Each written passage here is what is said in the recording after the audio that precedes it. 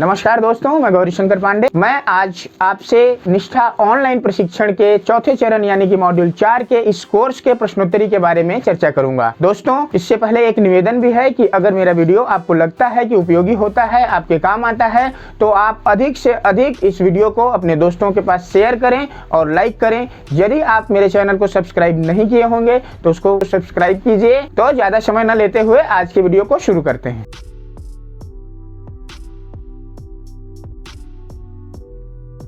पहला प्रश्न है, शिक्षक ने शिक्षार्थियों को हर्बल उद्यान में अपनी ऊंचाई का उपयोग करते हुए पौधों की तुलनात्मक लंबाई नापकर तथा धागे का उपयोग करते हुए और पौधे के तने की सतह को छूते हुए मोटाई मापकर डेटा का संग्रह करने की एक गतिविधि में शामिल करते हैं। इस गतिविधि को करने के दौरान शिक्षार्थी कौन सी विज्ञान प्रक्रिया कौशल से गुजरेंगे, निम्नलिखित को देखें।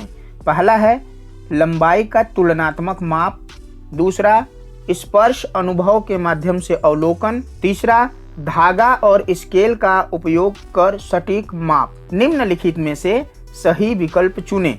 केवल दूसरा सही है, केवल पहला सही है, पहला, दूसरा और तीसरा सही है, केवल तीसरा सही है। तो पहला में दिया है लंबाई का तुलनात्मक माप, ये भी करेंगे। स्पर्श अनुभव के माध्यम से अवलोकन, यह काम भी कर रहे हैं विद्यार्थी। और धागा और स्केल का उपयोग करके सटीक माप, ये भी कर रहे हैं। तो इसका उत्तर जो है पहला, दूसरा, तीसरा तीनों सही लग रहा है। तो तीसरा ऑप्शन में हम क्लिक करेंगे। इसमें जो पहला, दूसरा और तीसरा सही है, इसको क्लिक करेंगे और हम आगे बढ़ जाएंगे। आगे दिया है दूसरे प्रश्न में, शिक्षक ने छात्रों को नोटबुक में अपनी पसंद के पौधों के स्केच बनाने और उसे रंगने, चित्र लेने और कोलाज बनाने की एक गतिविधि में शामिल किया।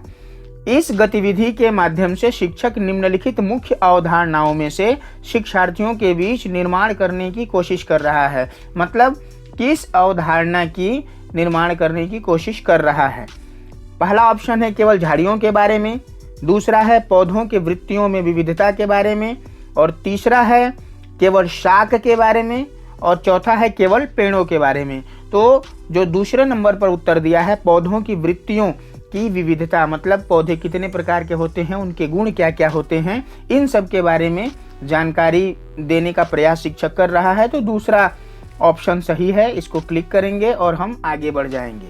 अगला प्रश्न है, विभिन्न पौधों की प्रवृत्तियों के डेटा के संग्रह के लिए कक्षा 6वीं के छात्रों के साथ एक शिक्षक द्वारा संचालित हर्बल उद्यान में प्रकृति की सैर के दौरान, मतलब उद्यान में टहलते टहलते बच्चों को दिखाने जब ले जा रहे हैं, उस दौरान विषय शिक्षक ने निष्कर्ष निकाला कि कुछ शिक्षार्थियों ने गुलाब को पेड़ और सुनहरे सेब को झाड़ी बताया। मतलब गुलाब के पौधे को देख करके बताया कि यह पेड़ है और सेब के पेड़ को देख करके बताया कि यह झाड़ी है। शिक्षक का उद्देश्य इस प्रकृति भ्रमण गतिविधि के माध्यम से शिक्षार्थियों में निम्नलिखित में से कौन सी दक्षताओं का विकास करना है। शिक्षार्थी पौधों को उनकी प्रवृत्तियों के आधार पर वर्गीकृत करने में सक्षम होंगे। दूसरा, शिक्षार्थी पर्यावरण संरक्षण के लिए प्रयास करने में सक्षम होंगे। तीसरा, शिक्षार्थी विभिन्न पौधों का संबंध एक दूसरे के साथ स्थापित कर सकेंगे। और चौथा है, शिक्षार्थी जीवन के प्रति मूल्यों का प्रदर्शन करने में सक्षम होंगे। तो इसका जो पहला उत्तर दिख रहा है कि शिक्षार्थी पौधों को उनके प्रवृत्तियों, मतलब उनके गुणों के आधार पर वर्गीकृत करने में, माने अलग अलग करने में सक्षम होंगे, ये उत्तर सही है। इसको क्लिक करते हैं और हम आगे की ओर बढ़ते हैं। अगला प्रश्न है, आप नीचे दी गई गतिविधि छात्रों के समक्ष प्रदर्शित कर रहे हैं। गतिविधि क्या है? प्याज को काटकर पानी में मिला दिया। अब यह जल धनात्मक लिटमस परीक्षण दिखाएगा। इसके कारण का अध्ययन करते हैं। तो इसके क्या कारण हो सकते हैं? इसमें 4 ऑप्शन दिया हुआ है। क्षार उस विलयन में बनता है जो लाल लिटमस को नीला कर देता है। अम्ल उस विलयन में बनता है जो लाल लिटमस को नीला कर देता है। क्षार उस विलयन में बनता है जो लाल लिटमस को नीला कर देता है, और अम्ल उस विलयन में बनता है जो नीले लिटमस को लाल कर देता है। हम लोग पढ़े थे कि अम्ल किसे कहते हैं, तो अम्ल उस विलयन को कहते हैं जो नीले लिटमस पेपर को लाल कर देता है। तो ये जो चौथे नंबर पर ऑप्शन है ये सही होगा। इसको हम क्लिक करते हैं और आगे की ओर बढ़ते हैं।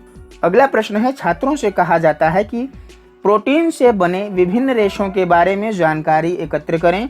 निम्न में से किसके बारे में वे जानकारी एकत्र करेंगे। मतलब 4 ऑप्शन दिया है, पॉलिस्टर, रेयॉन, रेशम और सूती।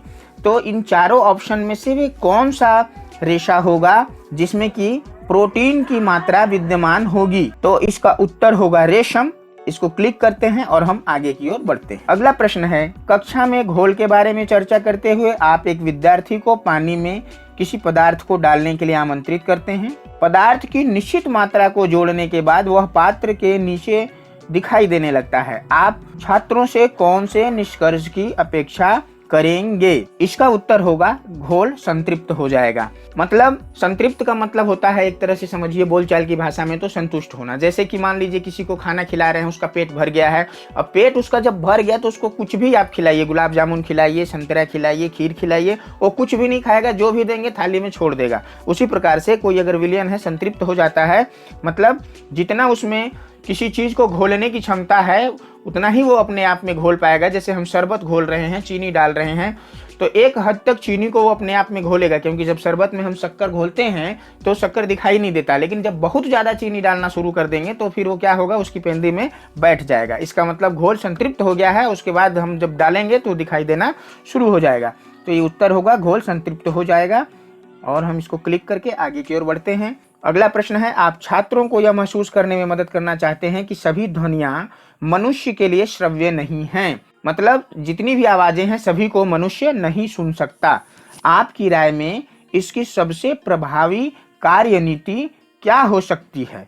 तो प्रश्नोत्तरी, परियोजना, रोल प्ले, स्थानीय दौरा। तो परियोजना यानी उसका प्रैक्टिकल करके दिखाना ही सबसे प्रभावी कार्यनीति हो सकती है। तो परियोजना को हम क्लिक करेंगे, और हम आगे बढ़ जाएंगे। अगला प्रश्न है, ध्वनि उत्पन्न करने के विभिन्न तरीकों का परिचय कराने के लिए पड़ोसी कक्षा के एक शिक्षक अपने विद्यार्थियों को किसी भी तरीके से ध्वनि उत्पन्न करने का अवसर देने की योजना बना रहे हैं, लेकिन आप नहीं चाहते कि उनके छात्र अशांत हों। आप उस शिक्षक को क्या करने की सलाह देंगे।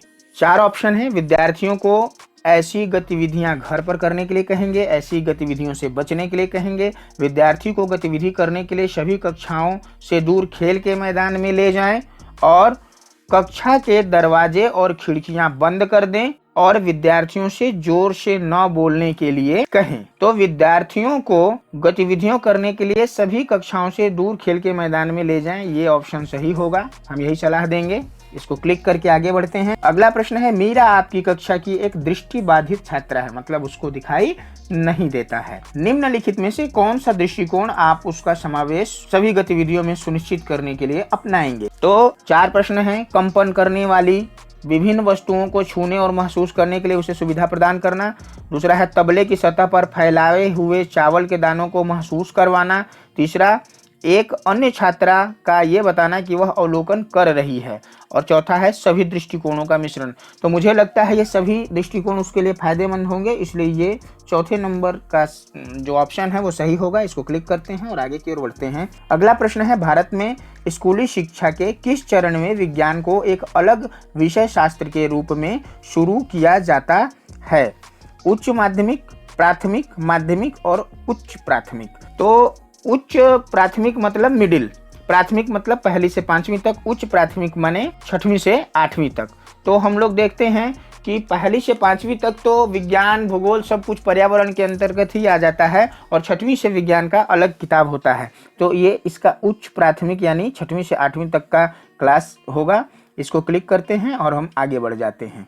देखिए सारे प्रश्न जमा हो गए। Total question 10, question answered 10, question skipped 0। अब इसको सबमिट करके स्कोर देखते हैं। Your score is 10 out of 10। तो दोस्तों, इस प्रकार आप बड़ी ही सावधानी से प्रश्नों के विश्लेषणात्मक उत्तर को देखकर आप अपने निष्ठा ऑनलाइन प्रशिक्षण के इस कोर्स के प्रश्नोत्तरी को कर सकते हैं और 10 में 10 नंबर प्राप्त कर सकते हैं। वीडियो को देखने के लिए आपका बहुत बहुत धन्यवाद।